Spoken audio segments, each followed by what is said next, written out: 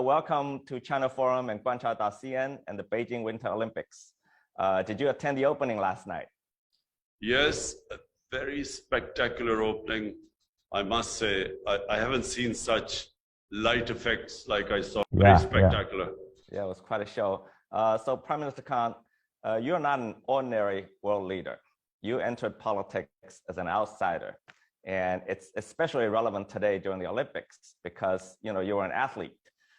So would you share with our viewers your personal journey from athlete to Prime Minister? Well, Dr. Eric, I played international sports for 2 decades, almost 21 years. And it's one of the longest playing careers of an international athlete. When I left my sport, normally athletes stay in the sport for the rest of their lives.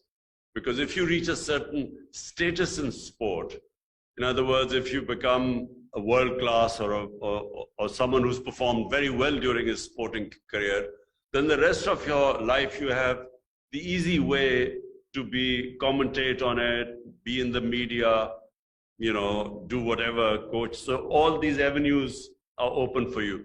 But when I left my sport, I never wanted to go back to it. Because I always feel that the human potential, God has given us, all of us, enormous potential.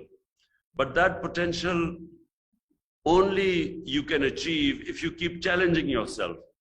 The moment you stop challenging yourself, there's no such thing as a plateau in life. Either you're going up, and the moment the challenge goes, you go down. So this is how the Almighty has made us human beings.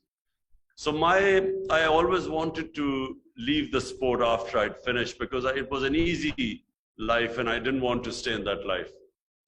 So I first built this cancer hospital after I left sport because there was no cancer hospital in Pakistan, and it was the biggest charitable institution in the country too.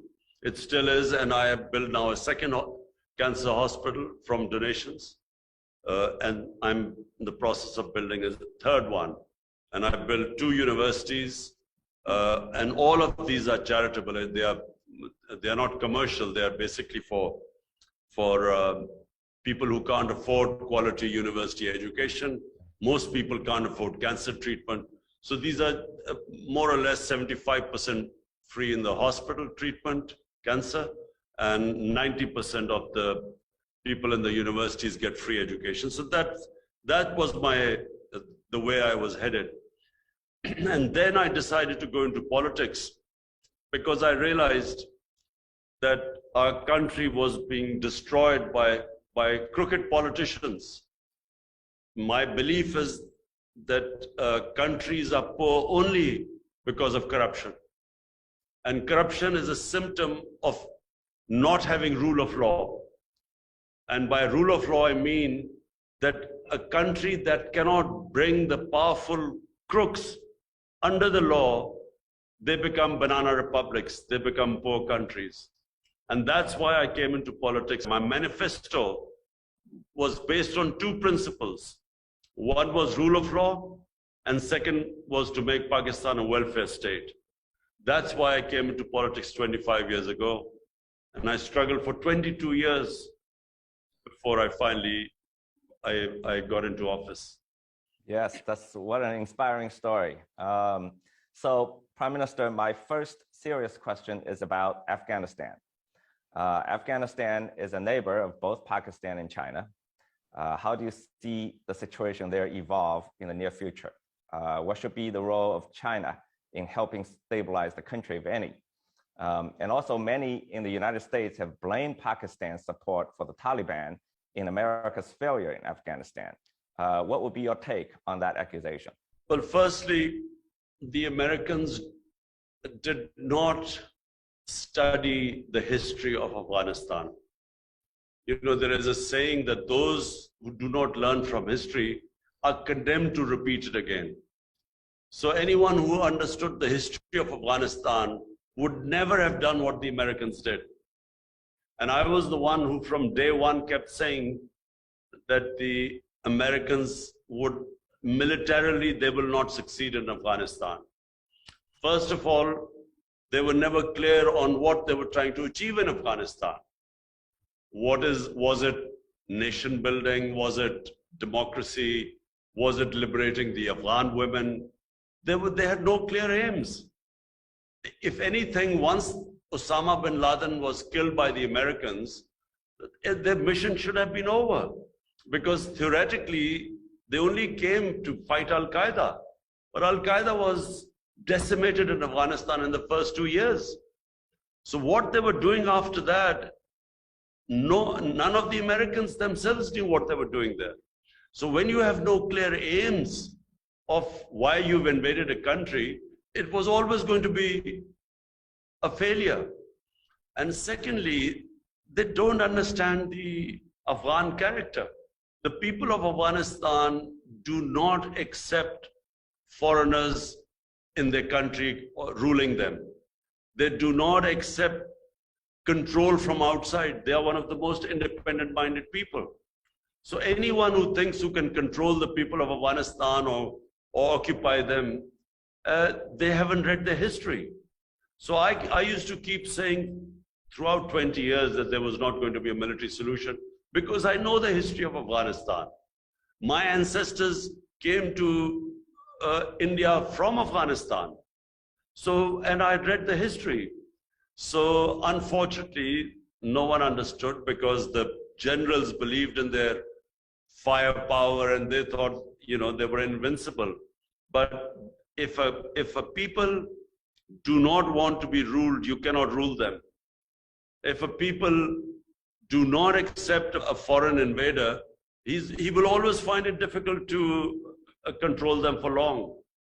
So number one, the whole mission of the US was based on false premise and had no clear goals, and it was never going to succeed.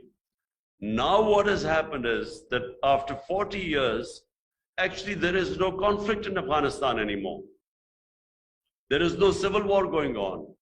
There's no fighting in Afghanistan. But the problem that Afghanistan faces is that in the US, somehow, they cannot distinguish between the Taliban government and the 40 million people of Afghanistan. And the danger is that in trying to punish by sanctioning the government, the Taliban government, they will end up, there is a huge humanitarian crisis unfolding in Afghanistan. And this is what should be avoided. I have raised my voice on every forum. If Afghanistan descends into chaos because of the sanctions, because already, even when the Americans were there, half of the population was below the poverty line. So when a country that its budget depended 75% on foreign aid, when you cut off the aid and then sanction the country, this could be the biggest man-made humanitarian crisis. So what China, Pakistan, the neighbors, the Europeans, what they must do is convince the Americans that this is not the way to go about dealing with Afghanistan. Because in the end, if there's chaos in Afghanistan, the reason why the Americans first landed in Afghanistan was because of terrorism. So if there's chaos in Afghanistan and the Taliban government gets weaker, it will not be able to take on international terrorists like ISIL. Yes, indeed, indeed. So Pakistan and China, of course, have enjoyed perhaps one of the most durable partnerships in international relations. And this relationship is deepening in a more turbulent world, especially in the two countries' cooperation with the Belt and Road Initiative. The Gwadar port, for instance, is becoming a strategic project. Now, many in the West view it with suspicion. There have also been fear of opposition against it within Pakistan. So how do you see it, and what can the two countries do to foster a more mutually beneficial relationship that also contributes to the region? Well, I do not understand why there is this suspicion about CPEC and the Gwadar port. It makes no sense, because as far as Pakistan is concerned, and let me tell you as the Prime Minister, my number one priority is the 220 million people of Pakistan. Yes. About over almost 25 to 30% of our population is below the poverty line. And Pakistan has really, especially in the past 30 years, we have really gone down because of these two families taking turns to loot the country. And of course, then joining the US war on terror, which was a disaster for Pakistan. Pakistan should never have participated in the war. You know, while the US lost 2,000, 3,000, 4,000 people in the entire 20 years since 9/11, Pakistan lost 80,000 people. And we had over $100 billion lost to the economy. So our top priority right now is to look after our people. And our whole emphasis, my government's emphasis, is on geoeconomics. We want to build our economy now and to lift our people out of poverty, taking a cue from China. What China achieved is really what we look towards China as a role model, because never has any nation taken so many people out of poverty in such a short space of time as did China. So this is really my main concern, that how do I lift people out of poverty? How do I create wealth in my country?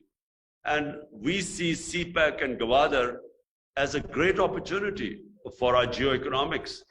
And I think this is not exclusively just between Pakistan and China. We invite any other country to come and join in and invest in CPEC projects. Yes, indeed, the economic opportunities are great going forward. So now I want to talk about India a little bit. So China and India have had a difficult period of tension in the past 2 years. It has somewhat stabilized in recent months. So how do you see this tension in the next few years from Pakistan's perspective? See, Dr. Eric, I know India better than probably most Pakistanis. And that was because of cricket, because cricket is a religion almost in both the countries.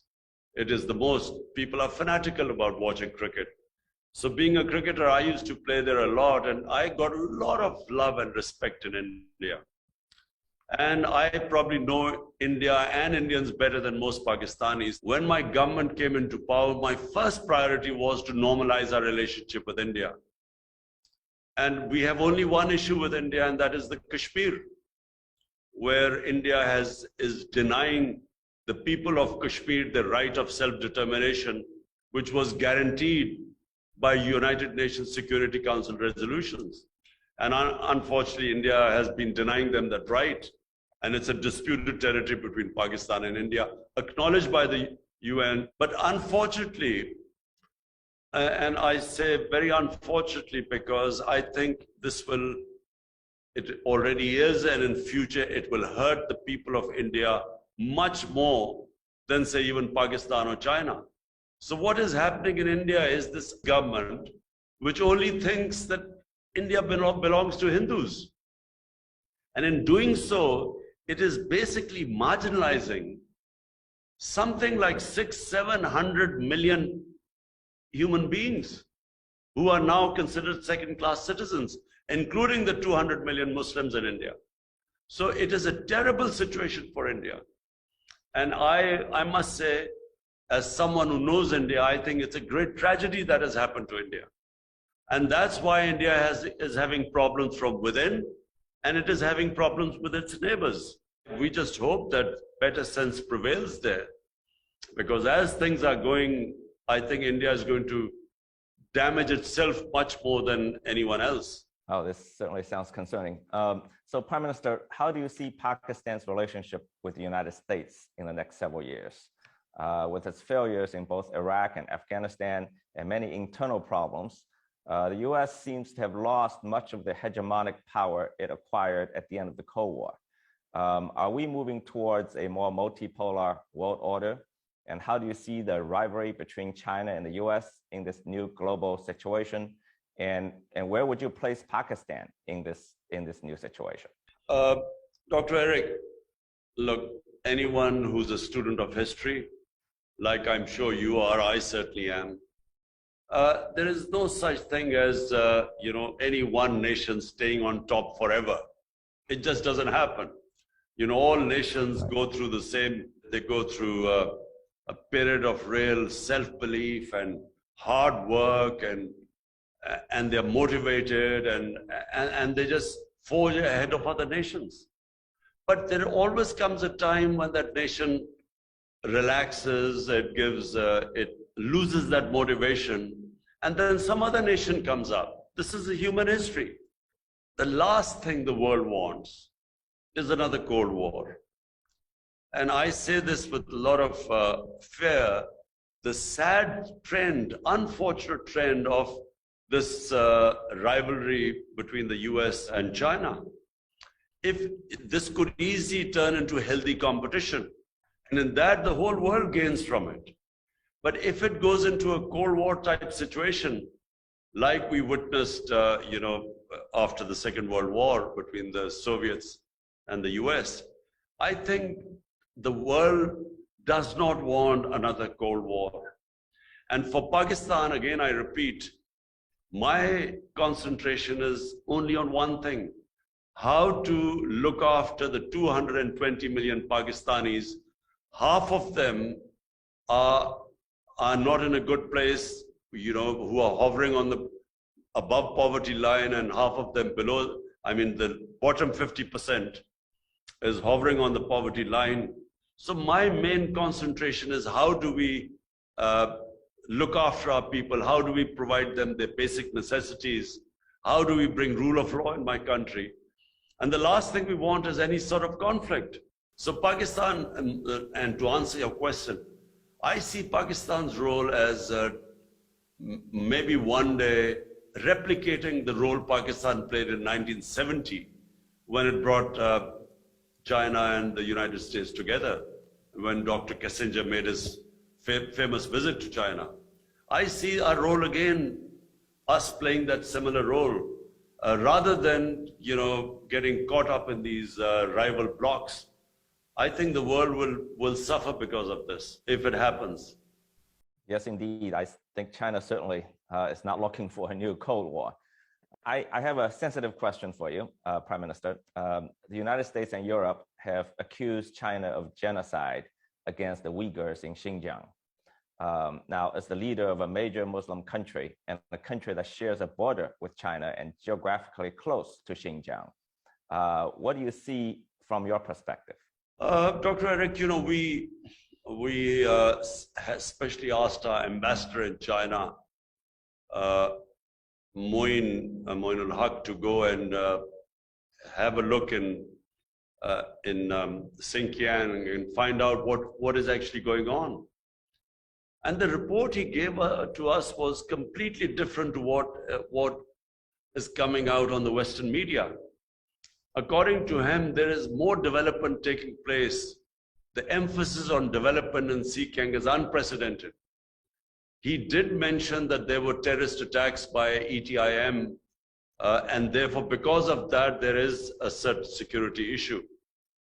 But, the sort of things we were told don't exist in Xinjiang and against the Uyghurs. Well, that's a lot of information. Thank you, Mr. Prime Minister. So my last question, we all know Pakistan has been a great and close friend of China's for many, many years. We call you Bhatia, as you know, and we all wish Pakistan well. So please tell us, what is your long-term vision for your country?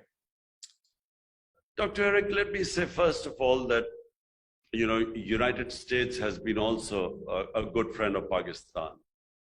But it hasn't been a sort of, like with China, an all-weather friend.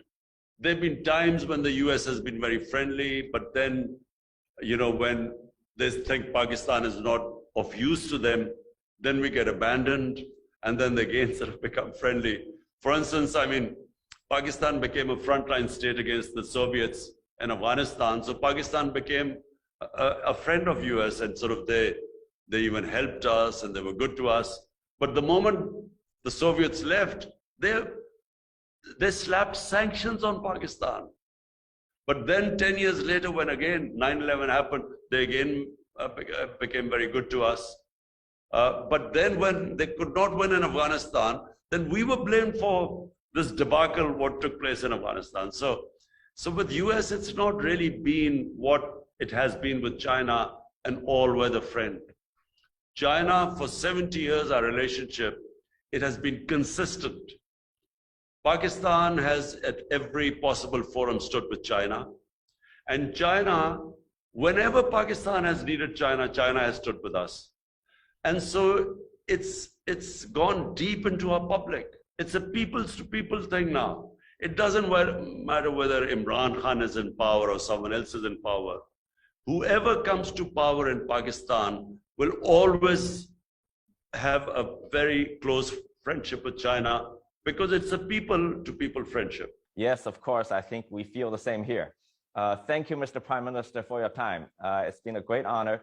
And I think you'll reach a lot of Chinese audience. And thank you very much for being at the Olympics and show your great support for this amazing event. Thank you, Dr. Eric.